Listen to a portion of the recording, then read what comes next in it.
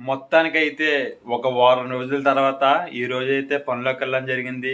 ఈ రోజైతే నాకైతే పనైతే దొరికింది. చాలా సంతోషంగా ఉంది. ఎందుకంటే కిందటి వారం ఒక రోజు, 2 రోజులు చేశామంతే.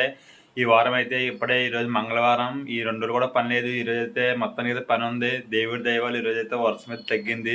వర్షం లైట్‌గా పడింది తప్ప మనకైతే అసలు ఇబ్బంది పెట్టలేదు. పనైతే చాలా బాగా జరిగింది. చాలా బాగుంది ఈరోజు పనైతే. ఇలాగే ఒక 4 రోజులు మనకి వర్షం అనేది తెరిపిస్తే మన పనులన్నీ కూడా కంటిన్యూ అవుతాయి. చాలా అయితే మనకైతే బాగుంటుంది. ఎందుకంటే మనం పని చేస్తేనే కదా మనకు గడుస్తుంది. మన అలాంటి మిడిల్ క్లాస్ వాళ్ళకి. ఎందుకంటే ఇంట్లో ఉంటే దాని దగ్గర ఖర్చు అలాగే ఉంటుంది. ఇంట్లో ఉంటే బోర్ కూడా వస్తుంది. అది మనం వర్క్కి వెళ్ళిపోయి ఇంకో 10 మందితో సరదాగా పని చేసుకుంటూ మాట్లాడితే ఆ ఎంజాయ్మెంటే వేరు. ఇంట్లో ఉంటే ఆ కిక్ అనేది మనకు రాదు. పనిలో అయితే అందరితో సరదాగా కలిసి ఒక ఫ్యామిలీలా ఉంటుంది. చాలా బాగుంటుంది.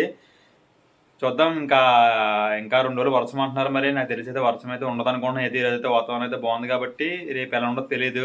ఈ వారం అయితే మొత్తం పనైతే పూర్తిగా చేసేద్దాం. 6 రోజులు కూడాను. చూద్దాం మరి ఏమవుతుందో మనకైతే తెలీదు. అందరూ భోంచేసారా ఫ్రెండ్స్?